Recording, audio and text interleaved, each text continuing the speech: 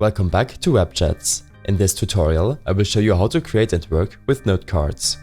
So first of all, open up a board and select Card in the bottom toolbar. A new, empty card will show up. Alternatively, you can also use the C key to create a new card. Expand and collapse it when clicking on this arrow, and rename it to your liking when double-clicking the title or selecting the pencil icon. You can also paste any URL into your workspace to create a new card and organize it to maximize your workflow. To remove, lock, share, duplicate, publish, or change the color, use the burger menu of your card. When this is done, you can nest the new note card amongst other tools into your existing card by selecting the card icon in your toolbar. If you have content on your board which you want to include in your notes, then simply drag and drop what you need into the note card.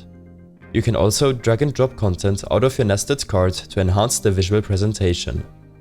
I hope this helped you out. Leave a comment if you have any questions and see you in the next Webjets tutorial.